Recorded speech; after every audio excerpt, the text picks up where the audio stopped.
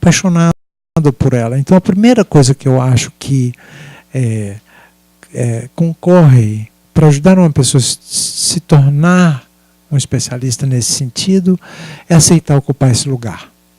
Dessa angústia de estar com essa pessoa e ouvi-la. Mas ouvi-la mesmo, sem querer consertar, sem querer dar regra, sem querer... às vezes a gente até dá uma sugestão de uma solução, mas mais como forma de... a pessoa está com um leque de alternativas tão restrito que às vezes a gente dá alternativas para ela, né? Schneiderman tem um exemplo, que é um dos pais da prevenção do suicídio, na década de 40, tem um exemplo fantástico, que ele estava com uma jovem que estava grávida de 16 anos e queria se matar por isso. E ele começa a dar uma série de alternativas para ela, né? Claro, ele está fazendo ela chegou com um revólver na bolsa, para você ver a gravidade já, né? E ele começa a dar uma série de alternativas, escrevendo no papel. A primeira alternativa que estava na lista era se matar, que foi a que ela trouxe. E era a única possível na visão dela. Aí ele vai falar com o pai, colocar a criança para adoção, fazer um aborto, ele vai colocando todas as alternativas. Passou um tempo que ele sentiu que ela já tinha um pouco aliviado aquela angústia que ela tinha chegado, ele deu a folha para ela e falou assim: por favor, coloque essa lista em ordem das opções que você acha que você prefere, e as melhores e as piores. O suicídio foi para o 5º ou 6º lugar da lista. Então você pode até dar sugestão, mas você precisa ouvir o lugar do outro em relação a cada uma dessas sugestões. Não no sentido autoritário de que você impõe o caminho que ela deve seguir, mas de respeitar como ela quer construir o sentido e a direção da vida dela. Né? Então esse é o primeiro quesito. Então você vê que eu saí bem longe da coisa da formação, do conhecimento, da informação. É claro, isso é importante. Tudo isso é importante. Né? E hoje, cada vez mais, vários centros estão tomando essa problemática. Quando eu cheguei aqui em 93, isso era tudo muito novo, né? Assustava as pessoas, até mesmo profissionais. As pessoas não tinham consciência, né? Por exemplo, se você entra num grupo de mulheres com experiência de violência, provavelmente a maioria delas já pensaram em suicídio. Eu fiz um levantamento, numa fila de espera de um serviço de saúde mental, mais da metade já tinham tentado suicídio. Né? Então era um problema desconhecido, hoje nem tanto. E como não é mais tão desconhecido, as pessoas estão começando a falar disso, os profissionais, os professores nas universidades. A gente começou isso na UNB em 93. Mas paulatinamente eu creio que hoje todas as universidades brasileiras abordam o tema da intervenção em crise. É claro, quem se formou há mais tempo talvez se beneficie de procurar alguma coisa, mas existem vários cursos, periodicamente tem coisas acontecendo. Eu acho fantástica a experiência do Setembro Amarelo no Brasil, que é uma iniciativa da Associação Internacional de Prevenção do Suicídio, que foi incorporada pelos pesquisadores dessa área no Brasil, né, que começaram individualmente a fazer coisas em suas cidades e que foi ganhando um vulto, e depois com a participação do CVV e essa vinculação do CVV com esses grupos internacionais, isso veio mais nitidamente para o Brasil.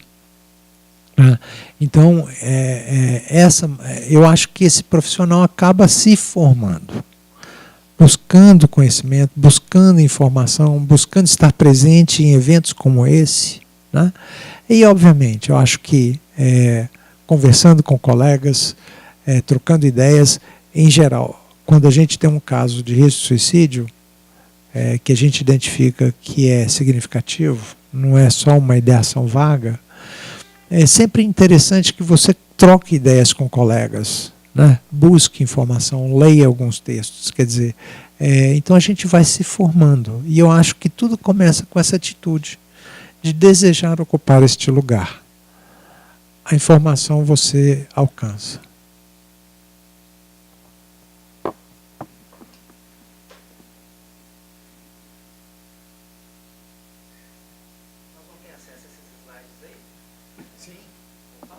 Sim.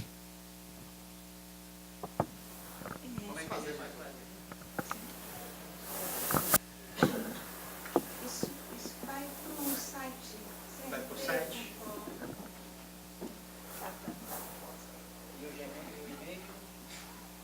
Quero muito bater um papo com você. Ok.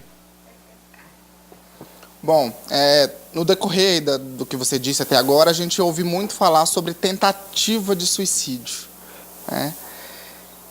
E meu questionamento é o seguinte: será que quando a pessoa realmente pretende dar cabo da própria vida, ela faz com o intuito de realmente tirar a própria vida? Ou quando a pessoa ela tenta suicídio por algum motivo não consegue, ela realmente tem isso em mente ou é só um grito de socorro realmente que ela tem? Porque eu entendo que se eu quero tirar minha vida, isso não é tão difícil. Posso pular na frente do metrô, pular do 10 de um prédio. São N alternativas, né? Então, essa questão de tentativa de suicídio que me deixa um pouco indagado, assim. Será que realmente essa pessoa ela tem realmente a intenção de se matar? Ou é só um grito de socorro para que... Entendeu? Numa pergunta você tocou em várias questões extremamente importantes. Extremamente importantes. Eu tenho um workshop que eu faço, eu tenho uma lista de 60 e tantas, 70 afirmações que eu fui colecionando das pessoas ao longo do tempo, do tipo, suicídio é um ato de covardia, quem quer se matar, cachorro que late não morde, quem quer se matar mesmo não fala. E uma coisa interessante, quando eu passo esse questionáriozinho para todo mundo responder o que pensa. É claro que num grupo de psicólogos mais sofisticados, mas tem coisas assim, porque lá junto tem as duas afirmações: suicídio é um ato de covardia, suicídio é um ato de coragem.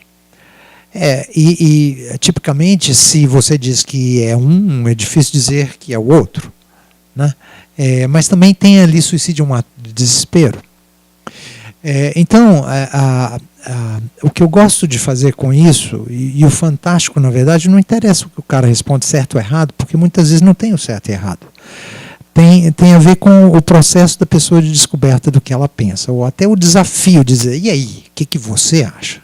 Né? Esse processo de reflexão é muito mais importante. Então, tem algumas coisas, por exemplo, eu jamais digo para um paciente ou para a família que aquilo é um ato de manipulação. Isso para mim é muito nítido. Porque é uma comunicação, de qualquer jeito. No slide anterior eu coloquei mexendo comigo. Empatia é o seguinte: para você ter empatia em relação ao outro, você tem que ter sensibilidade. Para você ter sensibilidade, você precisa permitir que o outro mexa com você, que ele coloque aquela angústia dentro de você, como uma criança que leva para o pai e para a mãe a angústia do que está acontecendo na escola. Eu preciso deixar que essa angústia penetre em mim e mexa comigo para poder desenvolver um entendimento do que se passa com o outro. Tá? Na psicanálise isso foi discutido dentro do conceito de transferência e contra-transferência. Não há nada de errado em ter uma contra-transferência. Ter uma contra-transferência significa eu permitir que o paciente mexa comigo, que eu tenha uma reação de afeto em relação ao que ele está dizendo. Então é o seguinte: a comunicação mais profunda entre dois seres humanos é aquela que ocorre debaixo da pele. Não é a fala. É todo o complexo da comunicação que faz um trânsito entre eles das angústias. E a pessoa que está com uma angústia profunda sabe, né? A comunicação verbal é absurdamente ineficiente para comunicar a angústia. E o único meio real de comunicar uma angústia é mexendo com o outro. Então, eu vou te dar um exemplo. O paciente fala que vai se matar, que não volta na próxima sessão. E chega da hora de 50 minutos, 35 minutos atrasado. É um ato deliberado do inconsciente. Não é um ato deliberado da consciência. O inconsciente precisa comunicar alguma coisa. Aquele paciente está te testando. Você o ama o suficiente para suportar aquela angústia?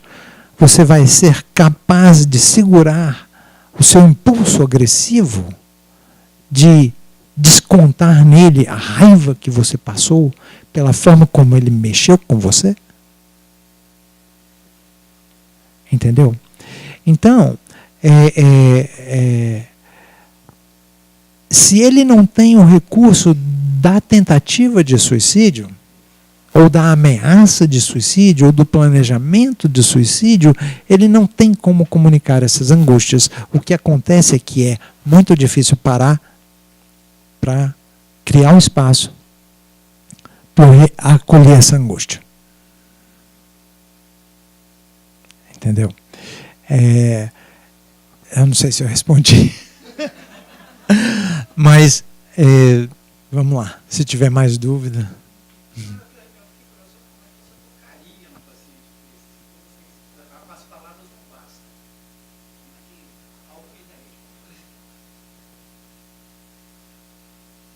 Eu tenho que ter paciência, esperar vir dele, né? Eu estou falando, meu lugar é o de sustentar este lugar de impotência. É claro que se eu percebo que o risco é grave, que ele pode fazer alguma coisa, eu tenho outras medidas e aí vem as prescrições da intervenção em crise, por exemplo, quando internar, se você precisa acionar a família. Eu gosto muito de um recurso que eu chamo de internação domiciliar, onde eu faço ajudo a família a criar um contexto de internação, mas ele não está numa clínica de internação. Eu preciso de pessoas que localizar naquela família os recursos, de pessoas com habilidade de ocupar este lugar, né? E ajudar aquela família, muitas vezes, em uma terapias de família, até para ajudar aquela família a poder a ter continência, né? Conter. Bion e Winnicott falavam desse lugar de conter a angústia, né?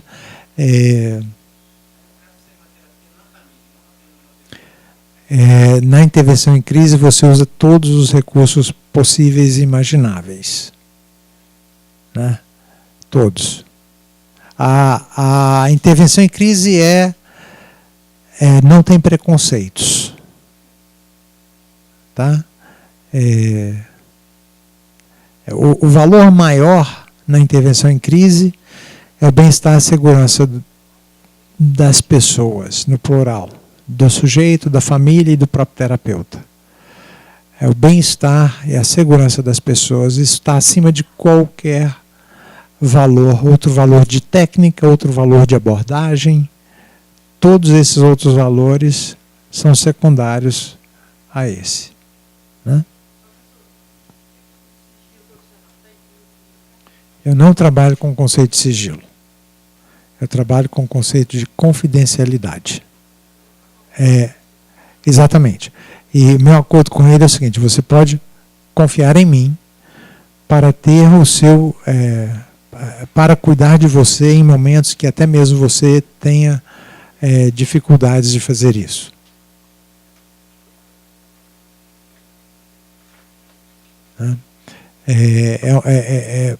Inclusive o jogo aberto.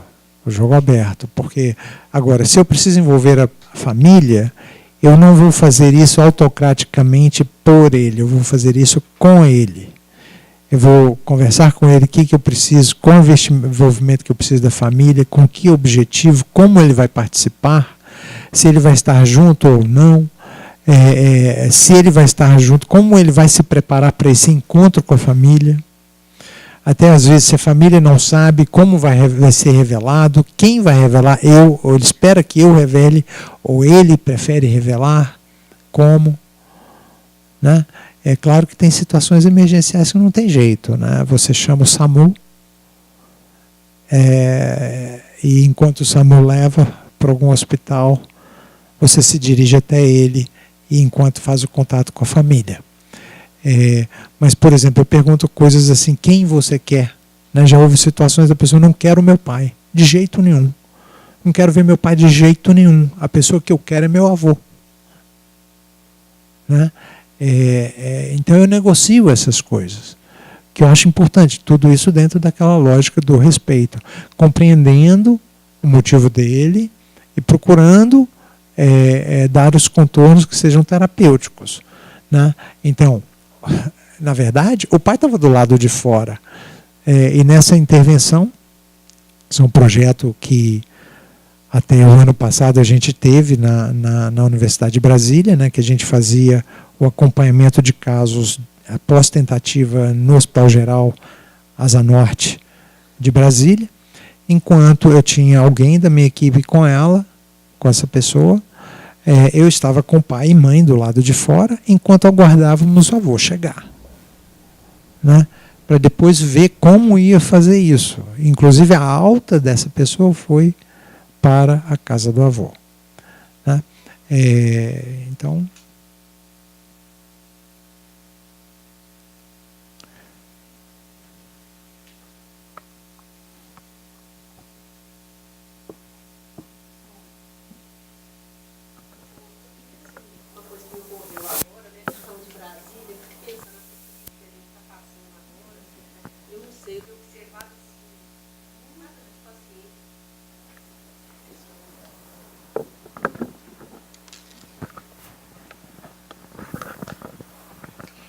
Então, em relação a você falando, né, que é de Brasília e tudo, a situação, né, me ocorreu a situação da crise no país, que eu tenho observado muita angústia em relação ao desemprego e muitas pessoas assim com ideação suicida. Não tem muitas vezes planejamento, mas falam, né, que não vem saída para essa situação, que não está tendo como sustentar a família, está tendo que viver às vezes de favor dos parentes, aquela coisa toda. E que isso gera muita angústia. Eu queria saber assim, se você observa isso mesmo, essa grande mudança nos últimos 2, 3 anos com essa crise, se é isso mesmo, né? Os colegas também, se vocês têm percebido essa grande, não sei, esse movimento. A gente sabe da crise, né? E a gente sabe que isso coloca desafio maior. Esse desafio, muitas vezes, vai estar posto a pessoas que são mais vulneráveis. Né? Mas é aquela história, a gente se fortalece no outro. Né? Então, o risco, né, eu falei do pertencimento, né, da sensação de pertencimento como um grande fator, o outro é a percepção de fardo. Se eu me percebo como um grande fardo para as pessoas próximas a mim, isso junto com a sensação de não pertencimento, eu não pertenço e sou um grande fardo, é um dos grandes elementos de suicídio. Então, se um grupo familiar compreende que as pessoas ali se fortalecem no outro, né, e se há esse espaço de escuta e o lugar para o outro, as coisas vão ficar bem mais fáceis. Né? É claro que essa coisa da percepção de fardo ocorre, atinge talvez de uma forma mais implacável os idosos, né? As pessoas com transtorno mental, principalmente aquelas que estão fora da cadeia produtiva, né? E aos jovens, porque permanecem dependentes dos pais, principalmente num contexto de dificuldade econômica. Então, se eles não se sentem pertencentes, não se sentem como um fardo para aquela família, o risco aumenta. É claro que só isso, talvez, existem outras coisas Uma outra, terceiro fator, junto com esses dois, é a capacidade que a gente chama de capacidade adquirida para matar-se, que é habituar-se com a dor, habituar-se com o medo do risco, né? Isso, se a pessoa já fez múltiplas tentativas, certo? Aí o risco dela é maior. E ela está se habituando com esse risco, habituando-se com o medo da morte, habituando-se com a dor provocada pelas tentativas. Esses três fatores juntos aí complementam o risco.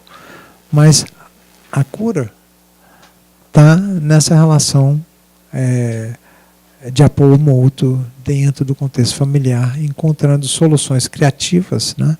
Porque uma pessoa, por exemplo, um idoso, ele pode não ser produtivo no sentido explícito, mas ele pode ser a pessoa que cuida das crianças, que faz o supermercado.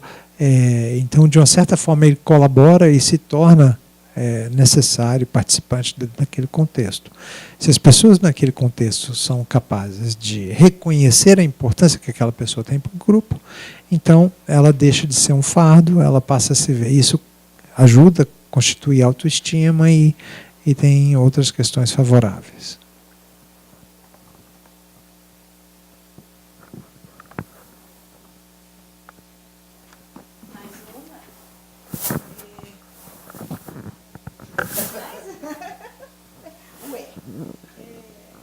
A gente então pode. Nós vamos acolher a sua pergunta e depois então a gente encerra. Pode ser? Então,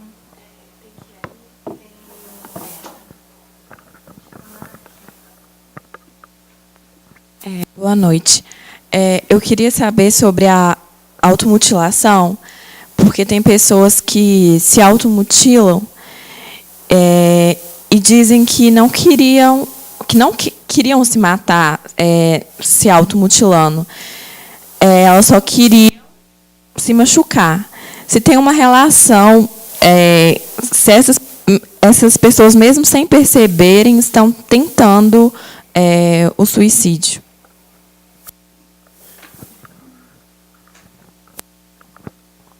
Não necessariamente. Tá? Nós entendemos a correlação, mas a independência desses dois fenômenos. A automutilação é um fenômeno em si, os comportamentos suicidas, como ideação, planejamento, tentativa e o suicídio consumado, nesses casos fatais, é outro fenômeno. Acontece que os dois estão altamente correlacionados, né? Pessoas que praticam automutilação com frequência têm ideação suicida ou já fizeram tentativas.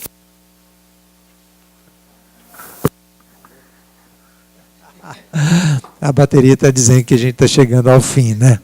Então, agora, importante na automutilação é compreender que elas têm funções. A função da automutilação, assim como eu falei de que tem um sentido, toda essa questão do comportamento suicida tem um sentido para a pessoa de comunicação com angústia. Na automutilação, uma das funções é o alívio.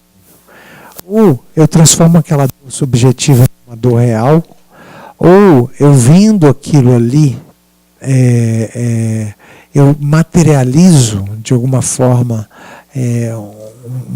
uma coisa subjetiva e, portanto, me distraio dela, né? Então existem funções para isso. Agora, todas elas estão relacionadas a sofrimento. E sofrimento grave, principalmente o sofrimento contínuo e outras condições agregando-se a isso, é possível que essa pessoa entre em risco de suicídio. Muitas pessoas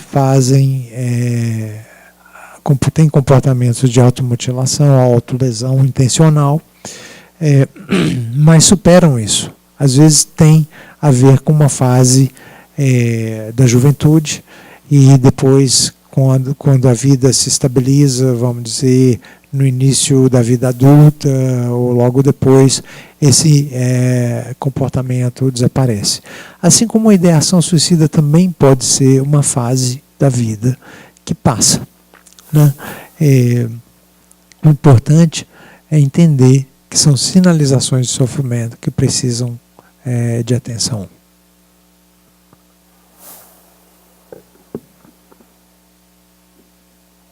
Bom, gente, nós temos que agradecer demais ao Marcelo a generosidade dele em compartilhar com a gente. Tenho a impressão que a gente ficaria aqui muito mais tempo para absorver esses conhecimentos. E eu acho que demonstra também a necessidade da gente falar sobre isso, né? Eu agradeço demais a presença, a disponibilidade, a sua generosidade. Agradeço a vocês que estiveram aqui com a gente compondo esse momento. Chamo para quarta que vem o nosso terceiro debate. Digo que a gente tem, né, o CFP tem publicado, que ele está com o xerox da primeira página, que tem um artigo dele, né, que é Suicídio e os Desafios para a Psicologia. Essa publicação está no site do CFP, tranquilo de download. Em PDF na íntegra, gratuitamente. Aham. E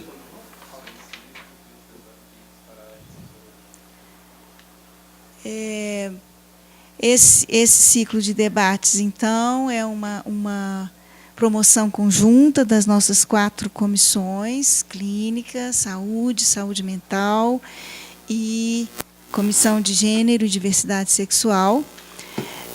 A gente chama vocês para participar das nossas comissões, dos nossos debates, para nos ajudar a fazer também as discussões sempre pertinentes e tal para o crescimento, né, da categoria.